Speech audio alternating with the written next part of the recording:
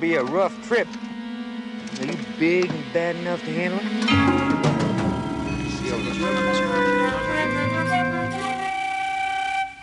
Although the effect on living organisms is not yet known, people are being advised to remain indoors whenever possible, especially those in high-altitude areas where the sun's rays would be naturally stronger.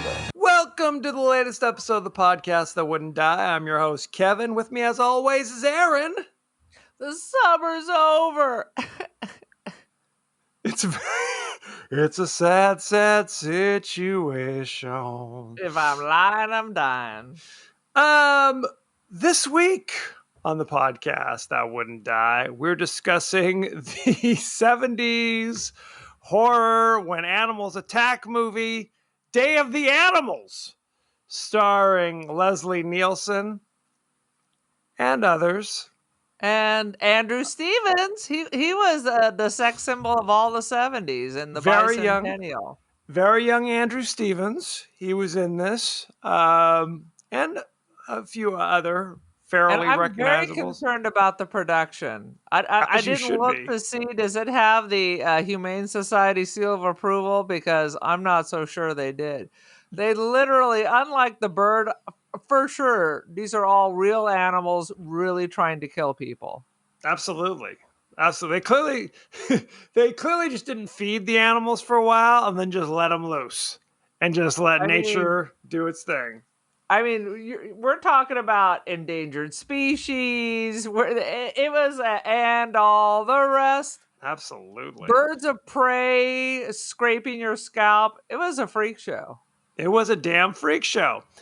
Each week on the podcast that wouldn't die, we discuss guilty pleasures and forgotten classics from the horror and sci-fi genres with a comedic twist, if I may be so bold.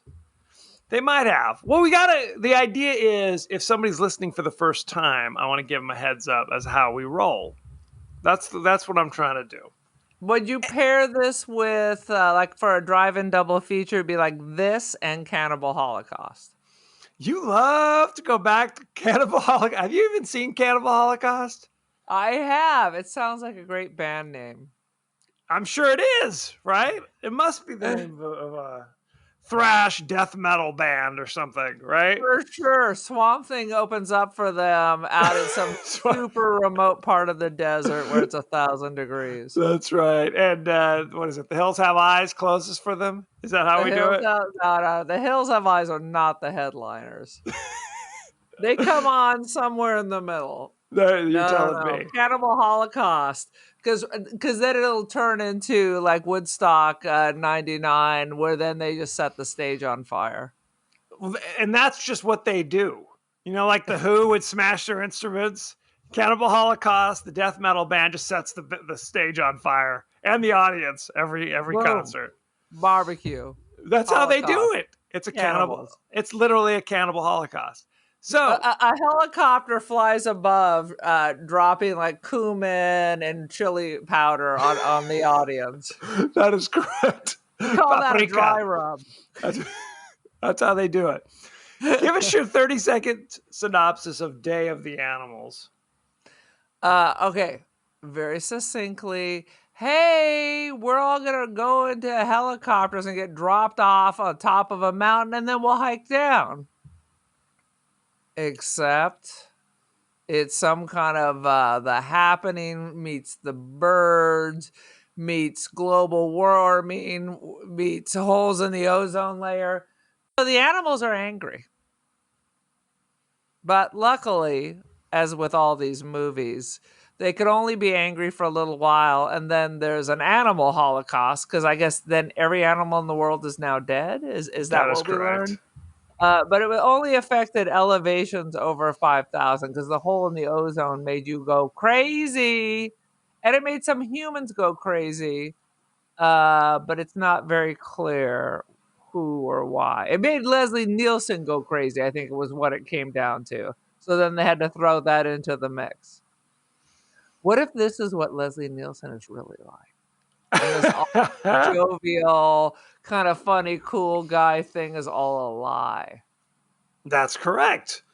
That is correct. Now, I have to be honest with you.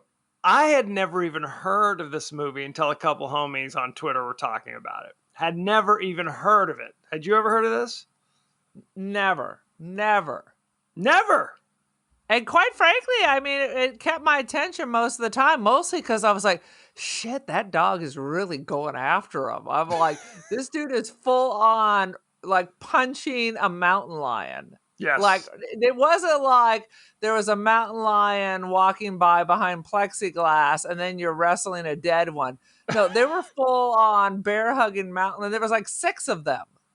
It was insane. That is true. That's how they did it. It's low budge. You just, open the cages and cross your fingers. I'm gonna like Jean-Claude Van Damme and Hard Target. I'm gonna like punch an eagle. It was That's crazy. What you gotta do.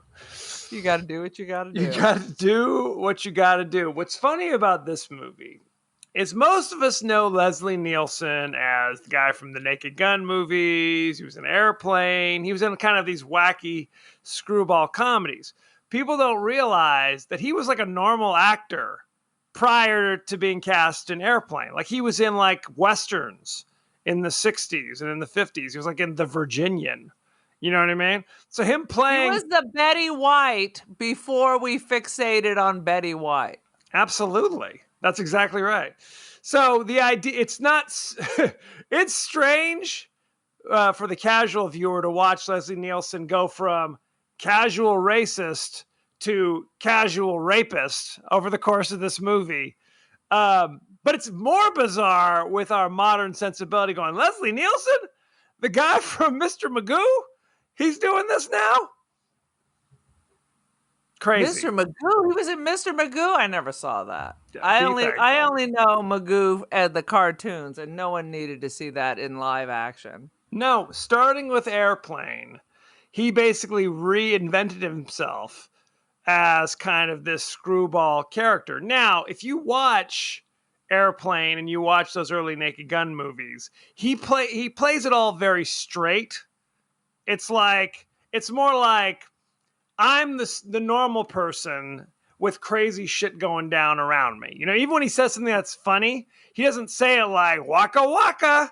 You know what I mean? No, and man. Straight man. It's the same reason like they hired Peter Graves to be in Airplane. Yes. It's the exact same thing. That was their idea. Now, Peter Graves didn't parlay it into, I'm going to be wacky Peter Graves for the rest of my career.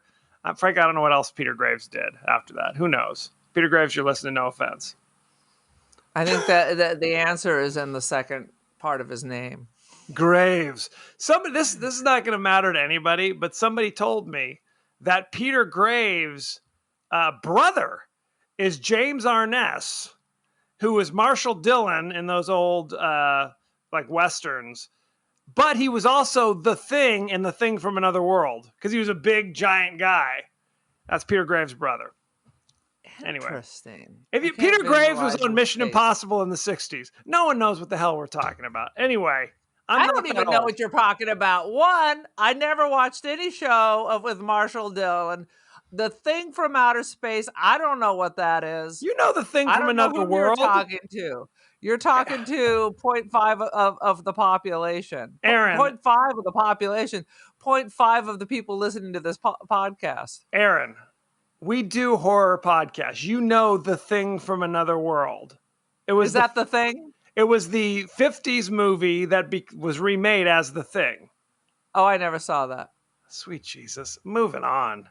And for sure, I didn't watch Marshall Dillon and Miss Kitty. Fair enough. Okay, let's talk about this movie, for God's sakes.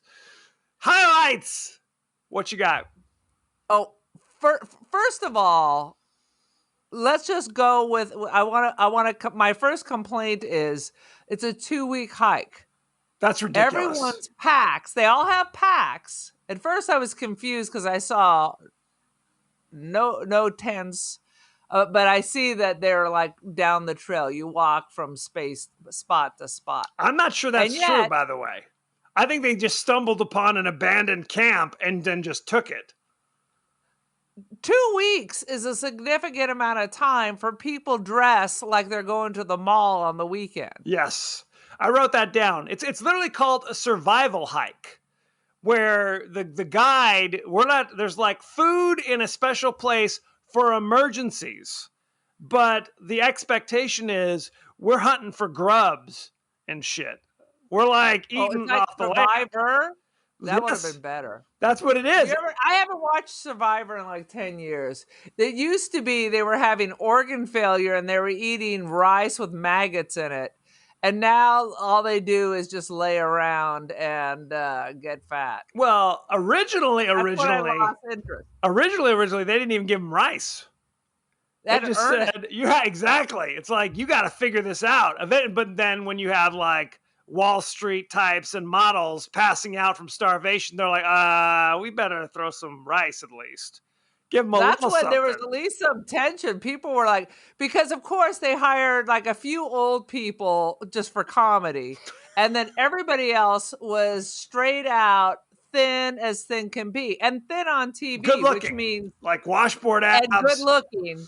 But thin on TV means if you saw them in person, they would be organ failure. Right. So by the end, they were like lost so much weight that they were like had no energy to perform half of these activities, and they would pass out, and the medics would come, and sometimes people had to go home. Yes. Well, once you got rid of that, yeah, they started with like no food, but they were literally eating rice with maggots or moldy rice. Right. They had to eat to survive. Well, the first season, and again, this is another crazy tangent. They literally had like one guy was the ex-Marine, survivalist, and he got voted out on the second day because they were like, "Oh, he's a threat. We can't win if we keep He's him. Too good." Right. So we got to get rid of him and then just starve. That's how. And then the winner of the very first one, Richard, he was kind of fat. Right. But by the end, it was like a weight loss thing. He was ripped. Yep. Good times. And then he didn't pay his taxes on the $1 million and had to go to jail. Bad move. Bad move. Bad move. But it's like that. It is like that. Except they're all wearing like 1970s Sears catalog safari outfits. Well, and with their hair coiffed. Yes.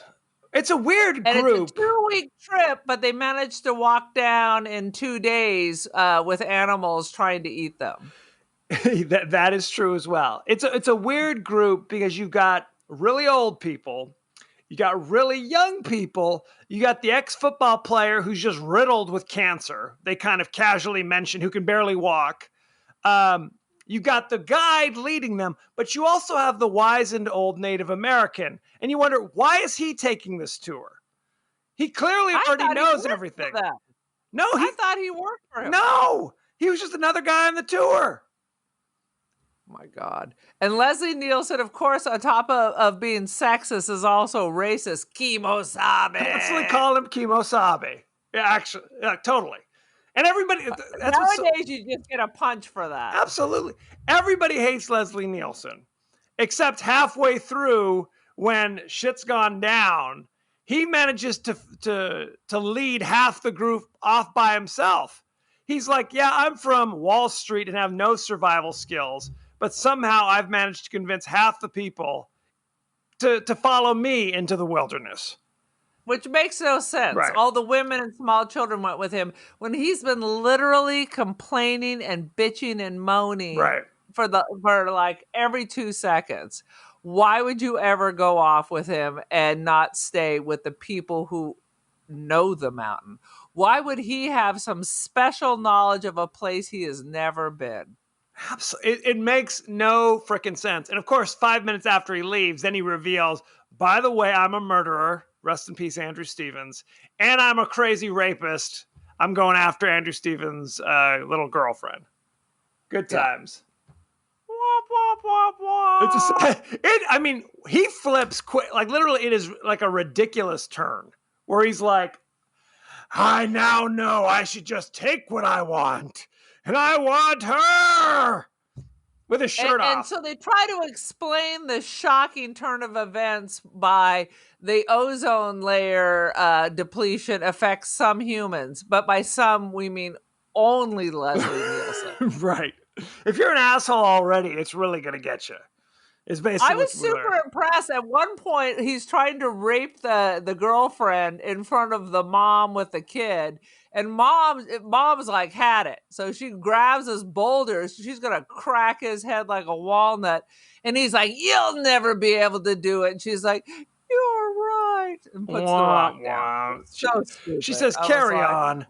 No, it was. she needs to get pushed off. You do that, you get pushed off the cliff next. I'm gonna blame it on the ozone layer too. I Sorry. found it interesting because the whole plot, the inciting incident was the ozone layer, basically the thinning of the ozone layer, which I didn't even know was a thing people were talking about in the 70s. All right, so I remember that because that's why you got rid of the fluorocarbons because we had holes. They were claiming like sheep in Australia and New Zealand Right. were becoming blind. Like you had all these blind sheep because the hole in the ozone layer, I mean, it travels around, but it was because it was over their area that they had all these mutations and their eyes were just like fried. It wasn't like they were born that way. It was happening. Right. Occurring to them as they lived. Right. So we had all these laws to get rid of the aerosol. Right. The aerosol spray that had the fluorocarbon. It was punching a hole. That must have cured it because then we never heard of it again. They talked about, I read somewhere because people like climate change deniers go like, see, no one talks about it anymore. But actually, this like scientists and governments made an agreement, and the ozone layer basically repaired itself, because they were able to reach an agreement on this issue and then solve the problem. Well, I mean, look at COVID. Once people stayed inside, the air cleared up. Right. All this stuff started happening. And then, so once COVID was over, we decided to double down on our assholio ways. And now it's like 10,000 degrees in Paris. Right.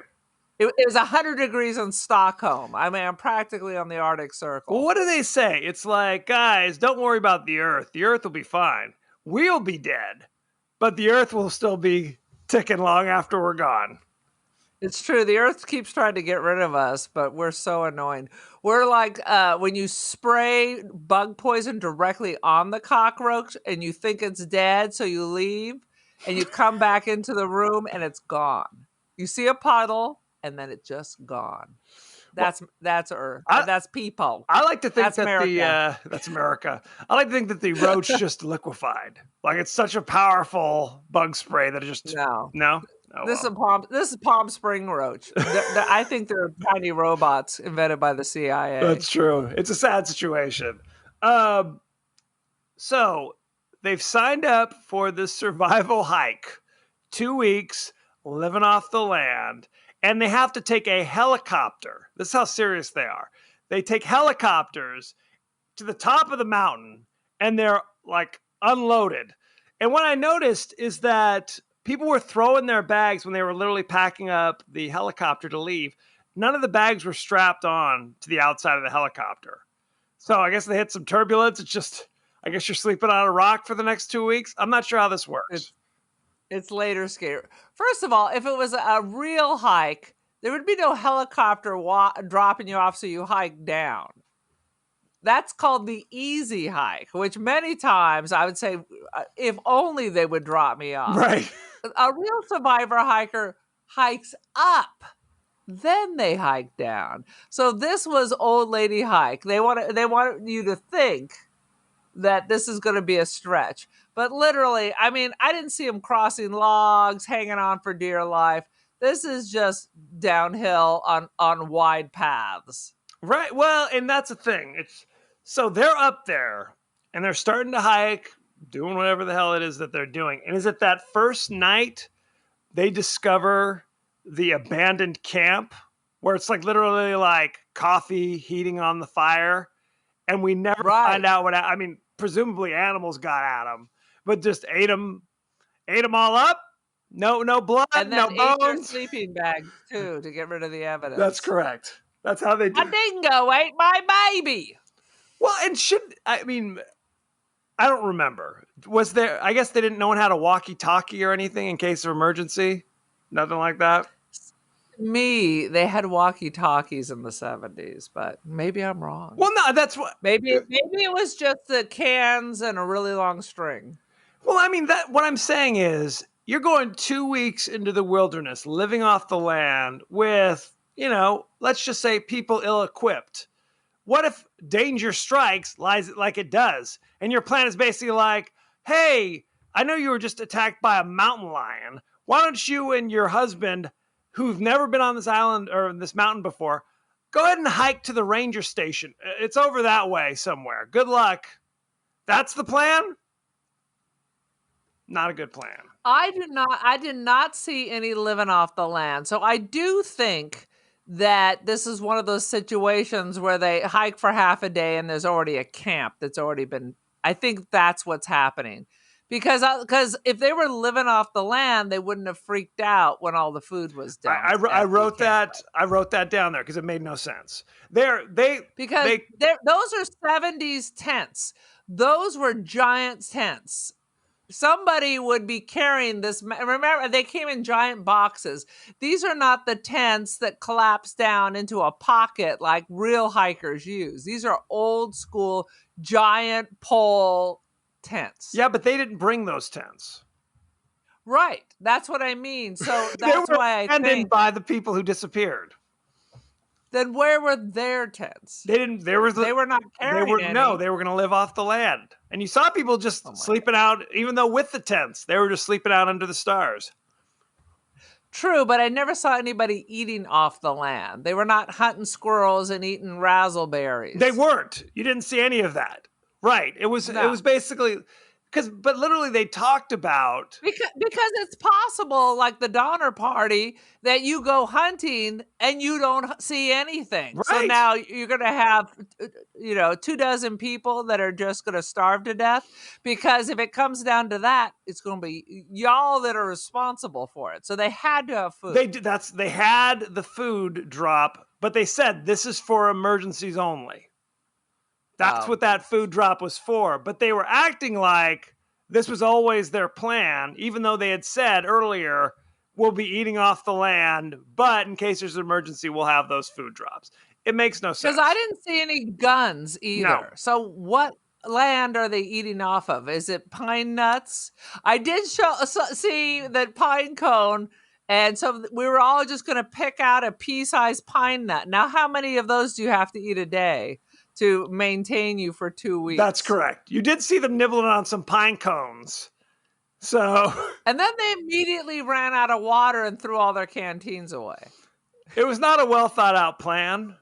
I think we can agree.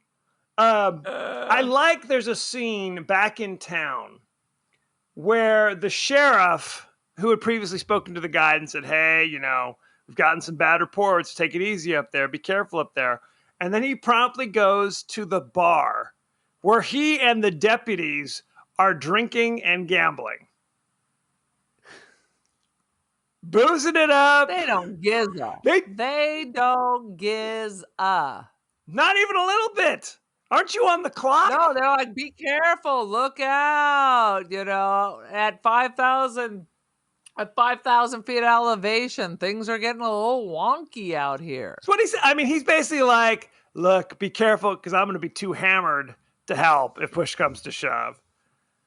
I got a card game calling my name, so I'll be indisposed. Wah, wah, wah. Yeah, it doesn't make sense. But honestly, the best part of this story is Leslie Nielsen losing his shit and all the animal attacks, which are clearly, if only there was a chimpanzee. If only! That would have been the cherry. The cherry. Like they could have been like Ringling Brothers train kind of crash at the bottom of the hill and the apes were loose.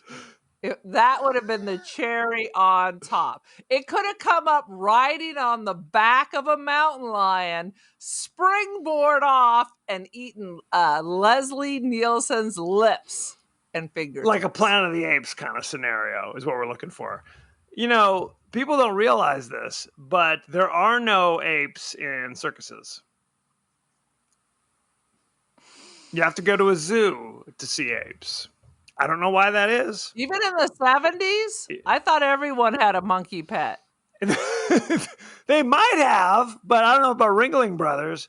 Anyway, that's Yeah, now that you say that, you might be right. I don't ever, because we used to go when I was younger, when circuses had nothing to do with the Soleil, and it was all like animals, little people, and aerialists. Lots of animals. You came to see the animals do tricks. That's what a right. circus was back in the old days. But you're right. Dogs, Hmm? horses, Bears. lions, tigers, bears. Why no monkeys? I don't know. Too smart? Too smart, I guess. Lip eating? The audience can't buy cotton candy if they have no lips. That's a little known fact. It's hard to gum your cotton candy, I think is the cold hard reality. I'm sorry, audience, but we watched Nope, so I'm still obsessed with monkeys eating my lips and fingertips. So there's a scene where the little boy is listening to his transistor radio about how the ozone layer is causing problems, blah, blah, blah. And his mom comes up and is like, let me have that. I have to hear that. So, of course, inevitably the radio is going to be destroyed. But they go another step. It's like literally while they're fighting over the radio, they literally toss it into the nearby stream. It's so ridiculous. This mom is so crazy. I actually wrote down one of mom's lines. Yes. She's literally just screaming at her son the whole time. One of the quotes is, Johnny's throwing rocks randomly. Yes, multiple times. John, stop throwing rocks or you'll get lost. What the does that mean? What does throwing rocks have to do with whether he's going to get lost or not? He is simply standing there throwing rocks into the forest. He's not in the forest. Little known fact. Exactly. But he does it often. He has some suppressed rage. His whole plot line, or his mom's whole plot line, is essentially she's divorced, and all the things that her husband should be doing with Johnny, including, this hiking trek, she is forced to do, and she's not happy about it. Your father. And likes to complain about it, and she's scared of everything. And just is bitter. It's the typical 70s divorce. Husband, I don't know, is in Hollywood with someone 3 years older than their child. So, which would still be a crime. Exactly. It was more flexible back in my new wife is 15. It was more swinging and flexible. Isn't that what Roman Polanski said? That's what he said. That'll be on his tombstone. Yeah, so she's bitching so much about her son and her ex-husband that the kindly Native American man, who's played by a Lebanese actor, pulls her aside to speak to. Can I stop you for a second? I don't want to interrupt the flow. So the Native American, played by the Lebanese, and earlier they mentioned the Indian that cries, Iron Eyes Cody, who's in fact Italian. There are real Native American actors. We just can't hire Native Americans to play Native Americans. Sweet Jesus. I watched The Magnificent Seven, which is the first of many movies that stars Eli Wallach playing a Mexican. So, good times. Well, I saw the one where Charlton Heston plays the Mexican. What is that, Touch of Evil? Touch of Evil. Yep. Oh yeah, it's it was literally like they took the copper tone tan. They just kind of trumped him up with some Instaglow and a little bronzer, and we're calling it a day. Gave him a mustache. Yul Brynner played somebody who was Cajun, so it's like Hard Target all over again. So good times. Anywho, the kindly Native American actor pulls the mom aside and gives her like a pep talk. Hey, treat your son right, or you don't have a problem with your son, your problem's with you, blah, blah. And it's really a bizarre moment. It's like, this is a movie about animals gone wild. And yet, I wonder if that actor's like, can I have something to say in this movie? Can I have a moment that doesn't include, the mountain lion's getting me? Native people have magic special knowledge that they must impart. Yes. That's what Hollywood tells us. And quite frankly, this is a non sequitur, but I was at work yesterday and I had an issue with my monitor, and the tech person came over and gave me a 20-minute soliloquy on the Navajo, and by blowing pollen from some plant in their face, they are never ill and they're the most peaceful people. I was like, Was he a Native American? Can I get? No, Okay. no, he was not. No. They don't really like me, but they accepted me. I was like, can Can you fix my computer? I never thought I'd say this, but could I please get back to work? Can I please get back to work? That's the kiss of death. When somebody says, can I please get back to work? You know, conversation is over. I wrote down, you suck at helping Mandy. I think that's directed at... There's the bickering married couple who the wife gets attacked by the mountain lion, and her husband's gonna help her down to the ranger station or whatever. And at one point she goes hysterical and shouts, "I hate you! I hate you!" So he's like, okay, F off, and starts going off without her, and she's promptly attacked by some condors or vultures or something, and is being pulled. You might want to hold that in until the divorce, not while you're trying to. You need his help to scale this, because right before that, I swear to you, she fell, and that was a real fall. Oh, I believe it. I think she's a stunt woman. The actress is like also. It was so hyper realistic. I was like, oh shit, that ain't no fake-o. Keep the camera rolling. Action. Yeah, roll. There'll be no cuts. That's exactly right. No, you're right. If you're horribly wounded, you can hash out your marital issues at the bottom of the mountain. Let's not do it as you can barely move as the vicious vultures are about to attack. And the vultures are trying to drag her off the mountain to her doom, off the cliff. They want to eat her eyes, yes, and then push her off. And they were real. Looked pretty real. Looked pretty real to me. I didn't see any bird, like little puppets or anything. I'm like, these things are dinosaurs. They have claws that you can't. I mean, it's not like you put your arm up and have one of these things land on your arm. Those claws will puncture you and rip you to shreds. Yes. So she is covered with these things. They covered her with liver and released the condors that are left in California to go for it. Yes. It was pretty real. It was real. I was like, ah. Their relationship was amusing to me all along, because why go on this trip if they're clearly like, we're going to get divorced next week? We just had to kill the week. Either out of spite, they already paid for it, or this was their last chance to get together. This could be it. This could be where we find our spark, traveling with a bunch of strangers. Well, at one point, they look at like the young couple kind of being cute with each other, and the husband's like, "Hey, honey, I remember a young couple that kind of reminds me of that group. Hey," and she's just like, "Fuck off." She's like, shut the fuck off. Get over to your side of the tent. I'm done with your nonsense. And this is day one of their camping excursion. No one's been attacked by a bobcat or anything just yet. It's not getting better. It's not getting better. Now, we discover that the ozone layers affecting people not just are affecting animals not just on the mountain, but literally in town. So it's like the town is not a sanctuary either. I mean, the old drunken sheriff goes down to get a snack and pulls a huge side of like ham out of the fridge.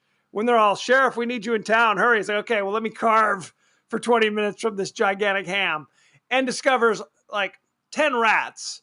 Giant rats are climbing on it, appear out of nowhere, and then start throwing themselves at his face. Like they're flying at That him. was the best thing, the flying rats, where you could literally tell they had taken these poor little rats and ran fish line under their upper arms so they could swing them at this dude. At one point, they're just clearly throwing rats Yes. at this dude. Yes. It was a sad. He survived, though, thankfully. Other people. He goes into the office and his face is all chewed up, and they're like, "What happened to you? Rats." What the heck? They're like, okay, no further questions, Your Honor. Well, I think it's not, they were not at the base of the mountain. They were a high up.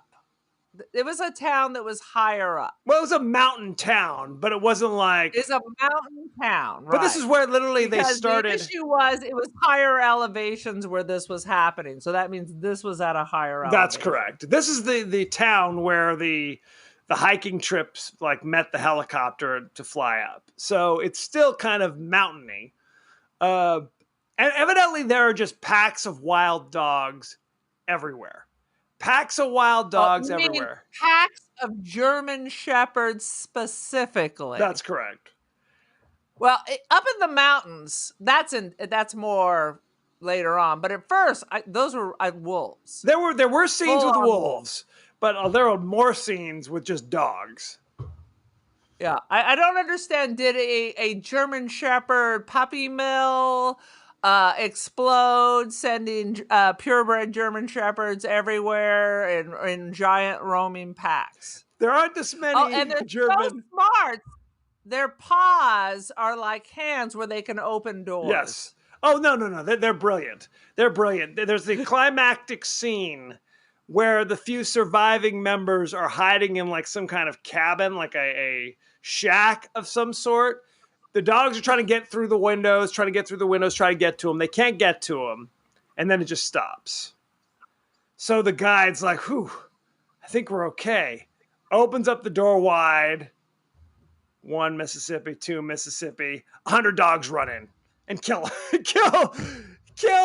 professor. If I think I'm okay, why don't I just stay in the cabin? Right. Exactly. You could have waited longer than 2 Mississippi to make sure that the dogs had really left. So the dogs were waiting. They're like, ooh, if we just chill for a second, the knuckleheads in the cabin will just let us in. And it worked. Oh my God. You know what this is? This is the mountain of Dr. Moreau.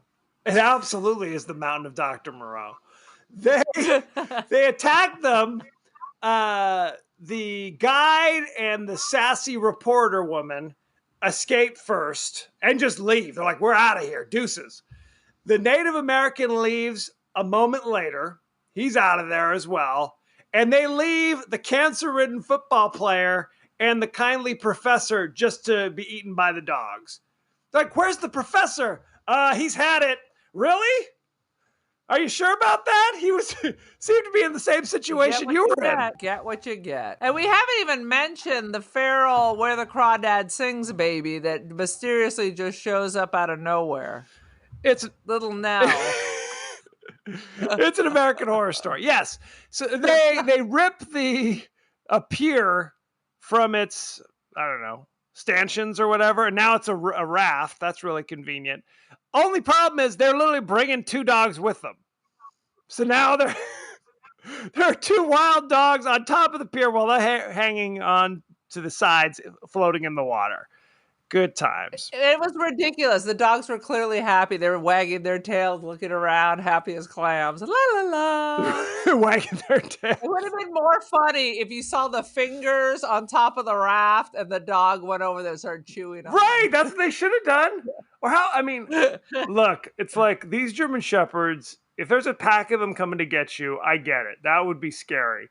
One of them I could probably handle. If my life depended on it, I'm pushing that damn thing in the water and being done with it. You can Jean-Claude Van Damme him, just give him a punch. Absolutely. Any other notes you want to talk about? Oh, let me see here. All of a sudden, even though it's freezing cold and raining, Leslie Nielsen starts taking off all his clothes. Pulls his shirt off. He was kind of buff. Shockingly enough. We don't even know. Leslie Nielsen stopped aging at about 1968. So between 1968 and I don't even know if he's dead, he pretty much just put a pause. Yes. So he looked pretty much the same moving forward. When his hair went white, he stopped aging. Yeah. Could be 50, could That's be where he 90. sold Who's to his say? soul. Anything else? I put, why didn't he punch them like John Claude Van Damme? That's always good advice. I think that's it. I mean, all I can tell you is there were no animal stunt doubles. So that made it extra because those dogs, when they were attacking, they were doing exactly what a dog would do with a shaking your head. Oh, yeah. They were really pissed off. Those dogs were pissed off. This is the real deal. One other thing, kids, when the husband of the lady eaten by the California condors, and who is the one who found little Nell out in the swamp, when they get to town, apparently every snake in the world is inside every car Right. in the town. That's correct. They climb in somehow. I don't know how they got into the car. But if you know there's snakes everywhere, I don't know if I'm reaching in blind and putting my hand inside every car, which is a snake pit, basically. Right. It's okay just to be chill for a little bit. Wait for things to settle down. It's always literally, I got to do this right now. I got a hammer so I can knock Cujo in the head, who's menacing me. I think it's time to just settle down. Let's take a little nap in the car. Take a little nap. Let's just wait this thing out a little bit. We don't need to do everything right this second. No, we don't. I mean, frankly, push comes to shove, I'm just going to climb in with the snakes and just let nature do its thing. Shall we go? He could use little Nell as bait. Why not? Shall we go behind the She scenes? looked like, no, wait a minute. She looked like in Christmas Vacation, one of the kids, the blonde-haired kid in Christmas Vacation. Anthony Michael Hall? The girl. Cousin Eddie's daughter. Oh, you mean Jane Krakowski? Christmas Vacation. Oh, Christmas Vacation. Yeah, okay. Yeah, I got it. Eventually we'll get there. They made a bunch of different vacation movies. I'm sorry. Christmas Vacation, where she is clearly wearing a wig. Yes, I know who you're talking about. And we were good all year. Last year, we didn't get squat. Do you want me to knock your socks off? Wait a minute. I just want to know, do you think Cousin Eddie, in fact, abandoned the child after that sass mark in the mountains? Or that Cousin Eddie's family is dead and she's the only survivor? I think both. I think they went up to the mountains and she's the only one left because of Day of the Animals. Go ahead. Knock your socks off. Are you going to tell me it's the same person?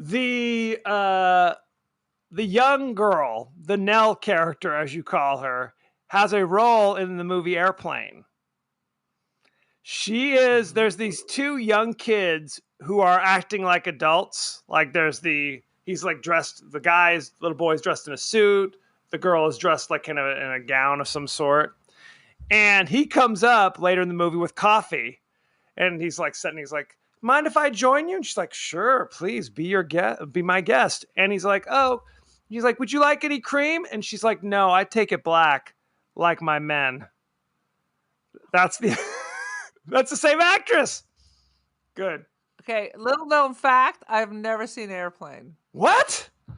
Okay. I Ladies think and I've gentlemen, watched like 10 minutes and I'm like, this is too low a humor for me. God. I mean, this is clearly for the deviants, for the mentally ill. Yeah, that must be it. And I just clicked over. So the world, it's the world that's crazy, not you, is what you're saying. Interesting. Let's go behind the scenes. I rise above. I guess so. This film, Day of the Animals, is mistakenly considered a sequel to the movie Grizzly because it has a similar plot and there's also a trained bear. It had the same producer, director, production company, distribution company. It featured some of the same actors like Richard Jekyll, who played the professor, and Christopher George, who played the guide.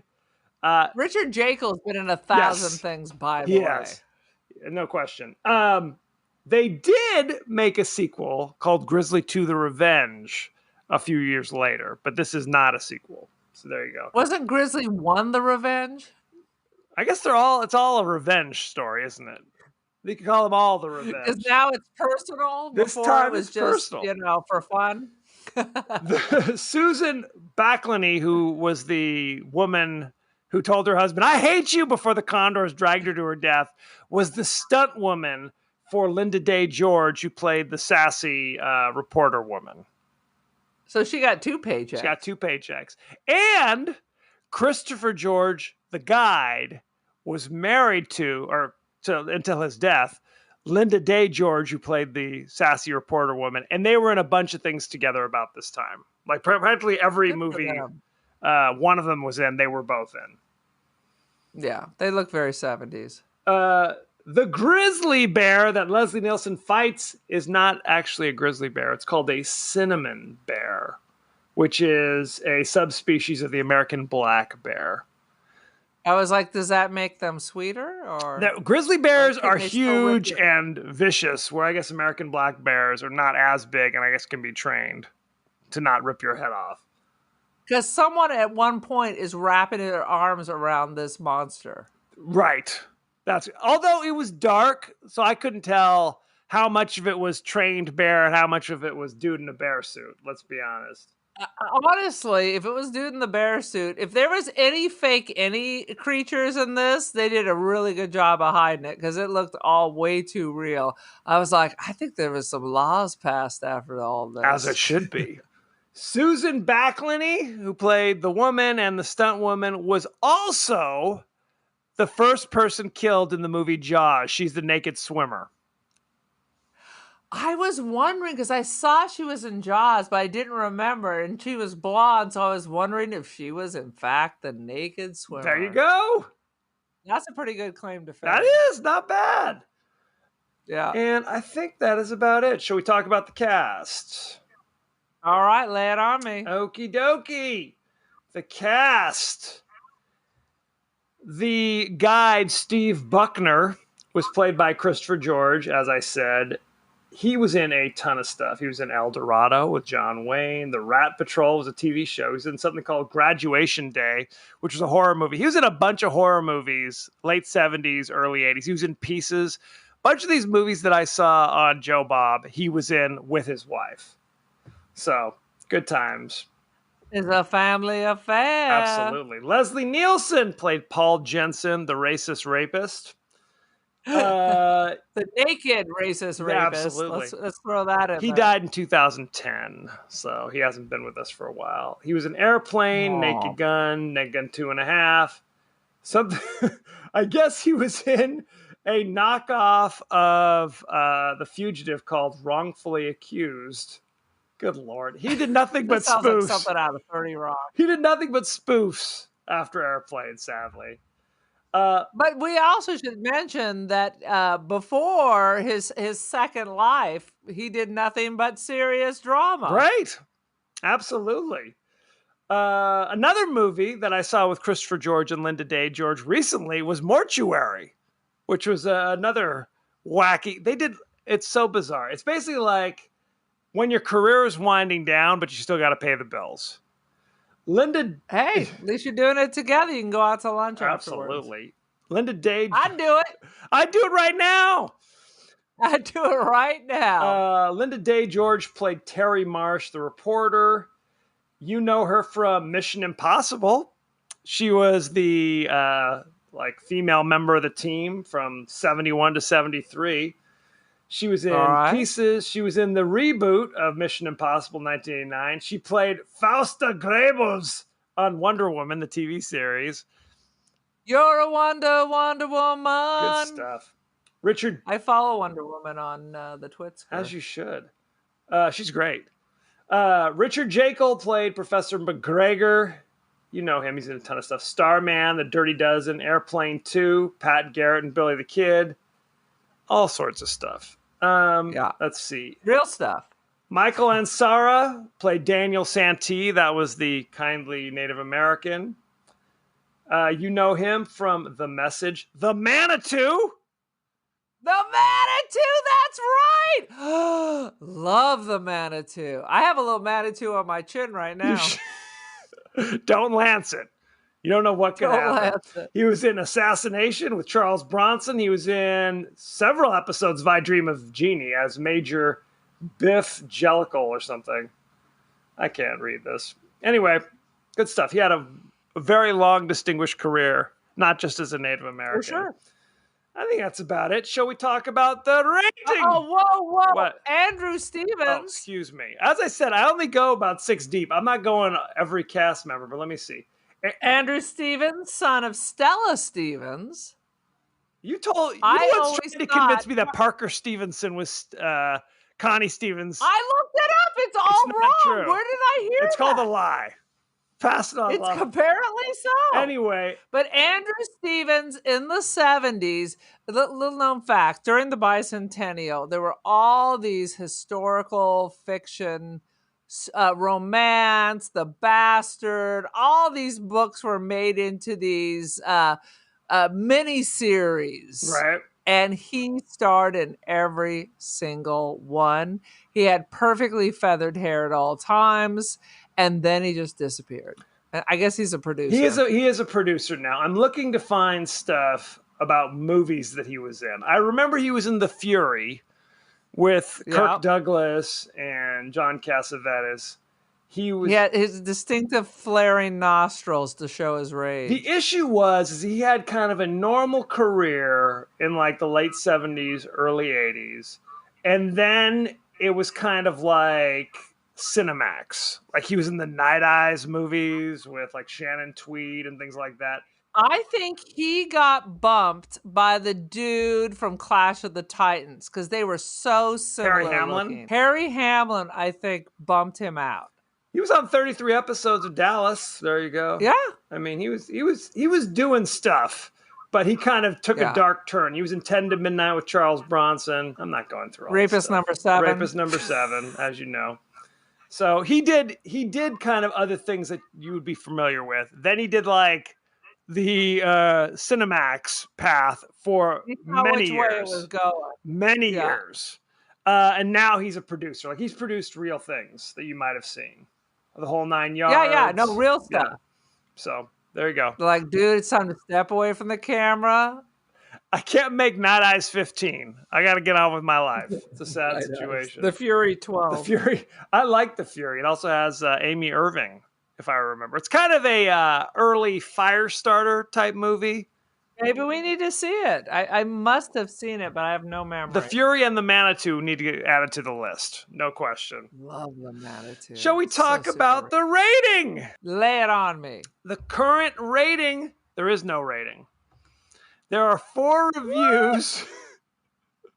I know, shocking. We're really plumbing the depths here on these movie choices we're doing here. Let's see. There's 4 ratings. Any top critics? No top critics. So that's good. That's even better. So let's take a look at any random critic and see what their thoughts and feelings are. Matt Brunson from Film Frenzy says Leslie Nielsen is a riot as the loathsome ad exec whose heretofore repressed alpha male explodes in a rage of macho manliness. 2.5 out of 4, and that's considered a good review. Is that toxic masculinity I hear about on Fox News? Yes. Write this down. Anthony Arrigo of Dread Central says, while I tend to enjoy Girdler's work, this is one of his lesser efforts, with the only true entertainment coming from Leslie Nielsen's unhinged character. It's true. So random. It's true. 3.3 out of 5. So there you go. Good times. What is your rating for Day of the Animals? Oh my God. My rating is going to be, I like the 3.3.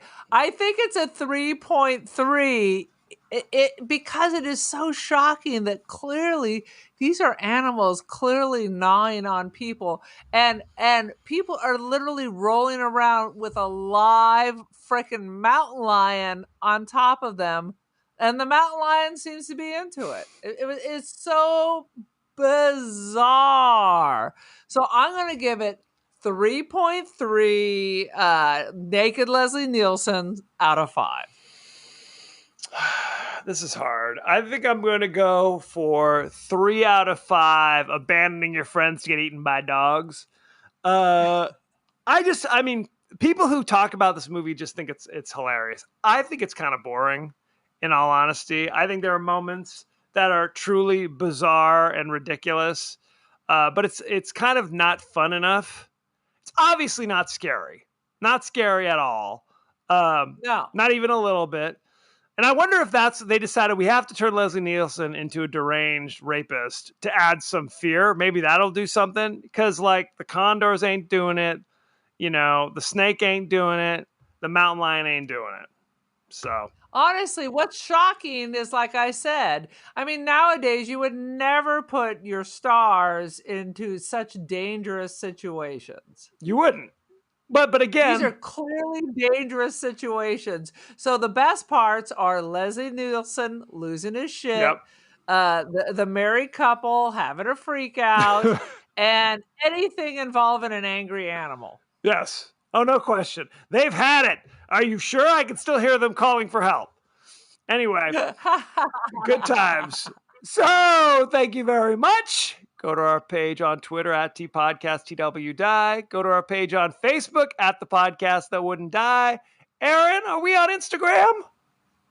Dude, we're so Insta and we are so Gram. So Gram. How can people find We us? are The Podcast That Wouldn't Die on the Insta. Actually, we're on Facebook too, aren't we? I already said you're doing that thing where you kind of zone out towards the end of the thing and don't know what I'm talking about. I'm pulling the sled in the opposite direction. Okay. So we could also email us at The Podcast That Wouldn't Die at Gmail. And interestingly enough, we've had a couple emails recently. One is about maybe a potential guest coming on in the future. Yeah. I'm kind of excited about that. Somebody who worked on Paranormal Activity, so that might be a bonus episode coming up. We're working on that, kids. We're talking about that. Another was a movie suggestion. Frogs. We're going to have to add that to the rotation as well, with a young Sam Elliott and Ray Milland. Dude, I gotta tell you, the ads for the movie Frogs would invariably come on TV 5 minutes before Mom and Dad were going to a cocktail party, and I was going to be in the house alone. Well, and I'd be like, "Don't go!" The frogs are going to get at me. It's another movie where animals attack, so we got to add that to the rotation as well. Thanks to the ozone. You can listen to us at Spotify or Apple Podcasts, anywhere the finer podcasts are available. And I also say even on the crappier one, they're available there as well. Aaron! There you go. What social media are you on, for goodness sake? Social. So, kids, I'm on Instagram. I am the Cult of Aaron. I'm on Instagram. I am Don't Feed the Pigeon. I have lovely artwork that you can purchase on Artsy. Aaron Doherty, First Dibs. Aaron Doherty. Help a sister out. So check that good stuff out. Next week, Aaron asked for it. Aaron demanded it.